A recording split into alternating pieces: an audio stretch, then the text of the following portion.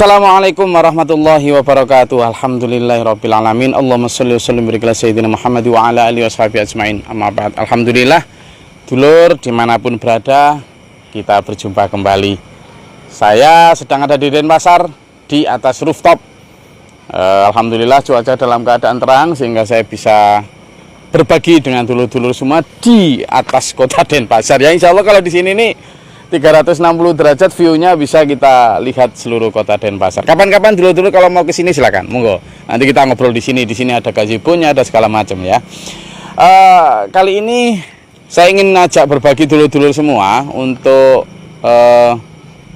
membahas tentang fenomena-fenomena terakhir, terutama kemarin saya membaca ada satu berita yang cukup miris ya, seorang anak SD yang dibully teman-temannya lebih dari 11 anak. Cara membulinya pun sudah luar biasa, dengan ditutup kepalanya itu, entah pakai kresek atau apa, lalu dipukuli perutnya, dipukuli tubuhnya sampai ke rumah sakit, akhirnya meninggal. Naudzubillah min dzalik. Benar-benar miris. Ayolah, saya malam ini pengen ngajak dulur-dulur itu untuk melihat fenomena ini bukan sesuatu yang biasa. Ini itu sudah kita itu sudah sebenarnya harus perlu memanggil kembali kesadaran kita bahwa ini bukan biasa itu loh. Karena apa? Ini sudah bukan fenomena yang cuma 1-2. Kalau dulu tahun 80-an misalnya atau 90 ada Ari Anggara ya. Kasus yang seorang anak yang mati karena dibully oleh ibu tirinya sendiri. Itu kan menjadi sangat luar biasa. Hanya kasus-kasus sedikit tapi nah sekarang ini hampir tiap hari. Nah, apa yang ingin saya ajak gini dulur, ada yang salah dari masyarakat kita, bukan hanya di Indonesia ini ya, umat inilah, manusia ini. Nah, saya ingin melihat dari sisi apa? Dari sisi bahwa kalau dulu sudah dinubuahkan oleh Rasulullah Muhammad SAW bahwa jika ada tanda-tanda semacam ini berarti memang kiamat akan segera datang. Nah, saya ingin membahas dari sisi itunya, bahwa kita tahu kenapa terjadi dekadensi moral, degradasi mental semacam ini.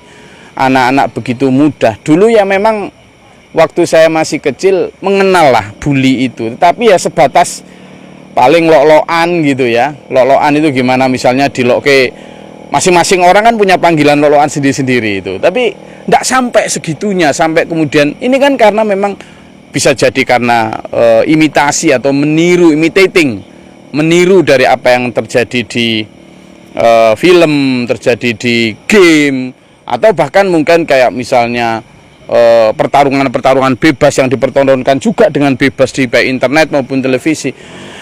Nah, apa yang bisa kita lakukan? Kalau memang nubuah Nabi, satu di antara tanda kiamat itu adalah bejatnya moral, tidak adanya batasan baik buruk.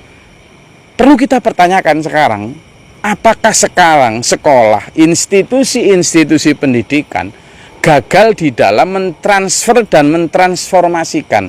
Kalau transfer knowledge mungkin iya ya, transfer knowledge. Bahkan kurikulum sudah ada kurikulum karakter lah segala macam, itu transfer knowledge. Jadi bedanya transfer sama transform itu gini, cara gampangnya gini. Kalau transfer, Anda misalnya beli tepung, beli daging, beli bawang, lalu beli apa lagi, ya begitu. Lalu dari toko bawa ke rumah, ini namanya transfer. Namanya transfer. Tetapi kalau transform, begitu nyampe di rumah, daging, tepung, bawang, apa saja tadi itu lalu diolah jadi pentol bakso. Nah, ini namanya transform.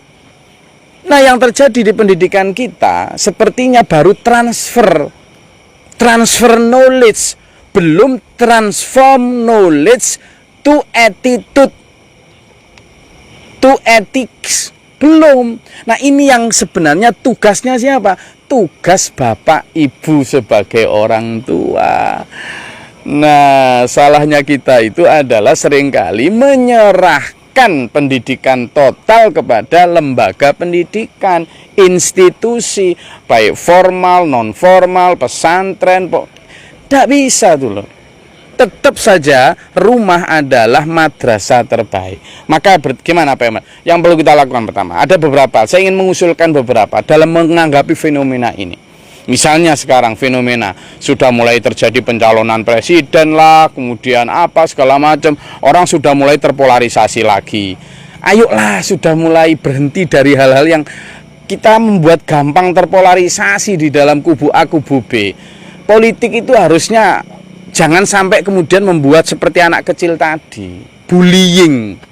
Nah ini yang saya tidak, saya malas, bukan kemudian itu tidak penting, biarlah itu menjadi pilihan-pilihan yang private ya. Tapi sekarang kita bilang begini, jangan sampai kita terpola lagi oleh itu. Anak kecil seperti itu karena niru kita. Anak kecil sampai mukulin, itu niru kita. Baik niru yang di film maupun niru di kehidupan kita. Lah kita aja saling bully juga kok di medsos persoalan itu. Maka bagaimana? Pertama dulur, kalau ada dulur yang salah dan dosa, ini kita harus menyadari dulu. Kita harus menyadari dulu yang pertama adalah bahwa Dajjal sebagai fenomena tanda kiamat itu benar-benar ada loh ya. Cuma Dajjal itu jangan diartikan dan dimaknai seolah-olah nanti kayak Godzilla akan datang, kayak robot Ultraman datang lalu dengan mata buta satu.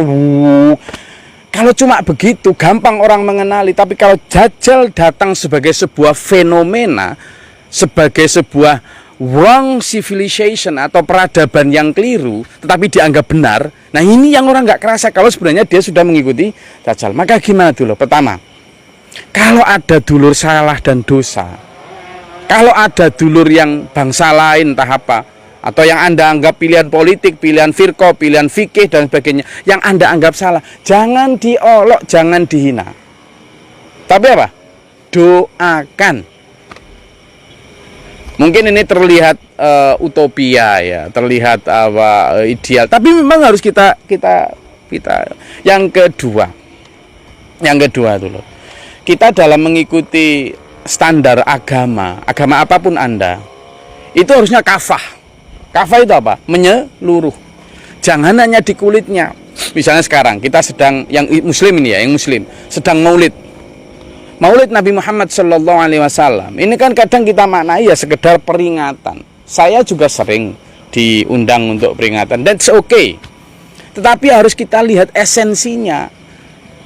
Kalau kita ingin melawan Dajjal dalam bentuk yang fenomena yang keliru tadi, sampean dalam mengikuti agama pun Anda yang Anda ikut, itu kafahlah. Jangan separuh-separuh, jangan in between, jangan mudzabdzabina baina dzalik. Tetapi masuk atau keluar sekalian gitu. Jadi seperti fenomena maulid, kita harus melihat esensinya Rasulullah Muhammad SAW. Bagaimana kesederhanaannya, bagaimana dakwahnya, bagaimana merawat atau mendidik anak istrinya, bagaimana cara membuat rumahnya, bagaimana tirakatnya. Nah ini harus kita ikuti. Insya Allah itu satu di antara bagaimana kita melawan. Kenapa tadi yang pertama saya ajak untuk kemudian kalau ada dulur lain salah dosa kemudian jangan dibenci, karena ini yang jadi titik serang pertama Dajjal itu adalah perpecahan, saling menyalahkan tadi ya. Pertama itu, yang kedua itu, lalu yang ketiga dulur, ayo rukun. Nah ini sudah easy to say but difficult to do. Gampang kita ngajak rukun tetapi sebenarnya begitu sulit kita laksanakan. Tapi emas ini sudah sesuatu yang niscaya harus, mau ndak mau. Saya selalu sering katakan bahwa ayo kita let's unite. Kita menjadi satu sebagai apa? As a human race. Jadi rasnya itu sudah bukan ras Anglo-Saxon, ras ini, tapi ras manusia. Jadi kita satu nih. Ayo rukun. Lawannya siapa? Lawan Dajjal tuh. Nah ini yang ayo selalu kita dengungkan bersama. Dimulai dari apa? Dimulai dari yang paling kecil lah. Jangan sampai kita terpolarisasi dengan teman yang dulunya akrab hanya karena pilihan politik, padahal politik belum apa-apa, masih lama. Iya kan? Ini saya sudah mulai desas-desus ini. Kenapa saya warning sejak awal? Jangan mau. Toh nanti kalau yang dapat apa-apa bukan sampean. Jangan mau dibuat tidak rukun. Menurut saya ini, nggak tahu apa-apa kita, sudahlah. Tetaplah begitu, tapi jangan sampai menghilangkan kerukunan. Yang keempat, ya, jadi Yang keempat hampir sama dengan yang di atas, tapi jangan gampang nyalahkan orang gitu loh. Jangan saling menyalahkan, saling iri, saling dengki, saling dendam. Sudahlah, sudah. Dari mulai di keluarga kita, saya ingin ngajak hari ini, mumpung cerah suasana ini, kita cerahkanlah bagi sampean-sampean di rumah-rumah yang masih punya dendam, yang masih punya iri, masih punya dengki dengan teman, dengan kerabat, coba dihilangkan. Allah untuk apa? Sebentar lagi kita dipanggil Allah kok semua. Ngapain mati bawa dendam? Eman, sayang, gitu ya, sayang. Nah, dalam konteks itu, ini ajakan saya ini berpegang pada bahwa kita ini harus benar-benar memahami bahwa hidup kita ini tidak butuh orang lain.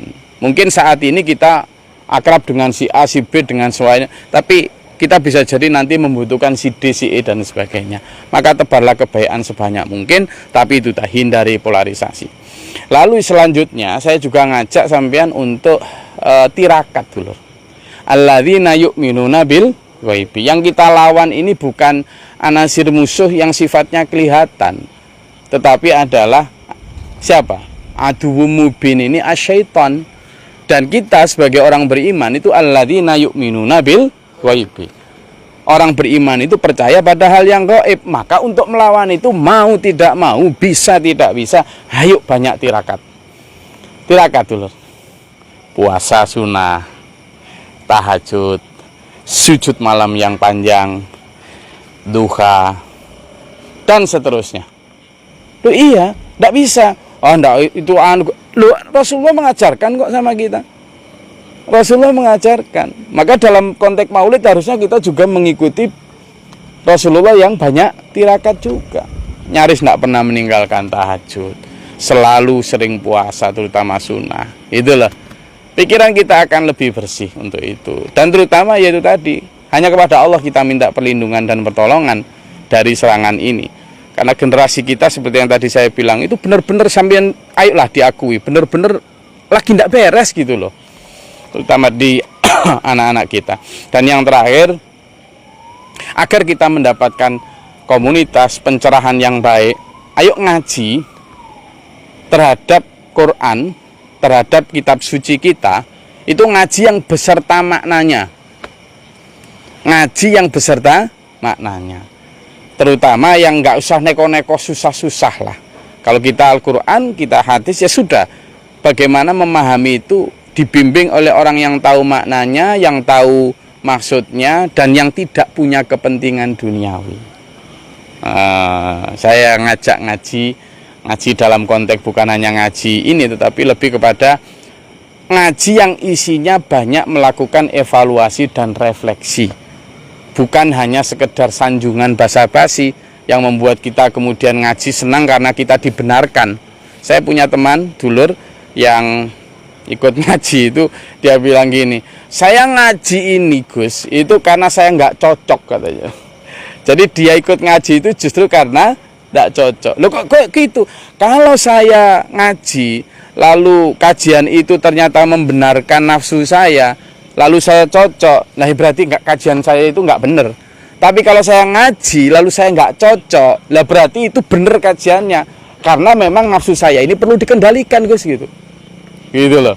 Oh ngaji itu memang untuk wanahan nafsa anil hawa. Fungsi agama itu adalah untuk menahan hawa nafsu. Lah kok ternyata kalau saya ternyata cocok nafsu saya, berarti saya ngajinya nggak benar. Nah karena saya nggak cocok ini, maka ketika sampean ngaji lalu ada yang tidak cocok, loh bisa jadi itu yang benar, gitu kan? Asan takrahu syai'a wa huwa khairun lakum, wa asan tuhibbu syai'a wa huwa syarrul lakum. Bisa jadi apa yang kamu cintai, kamu sukai, cocok itu nggak baik untukmu, tetapi bisa jadi apa yang kamu tidak cocok dengan nafsumu, mungkin anti mainstream juga, bisa jadi itu yang terbaik untuk kamu.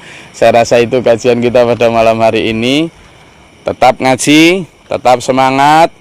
Dari rooftop Denpasar, saya sampaikan salam damai untuk panjenengan dimanapun berada. Sampai ketemu pekan depan, saling mendoakan, saling rukun, insya Allah itu lebih sehat untuk jasmani rohani kita.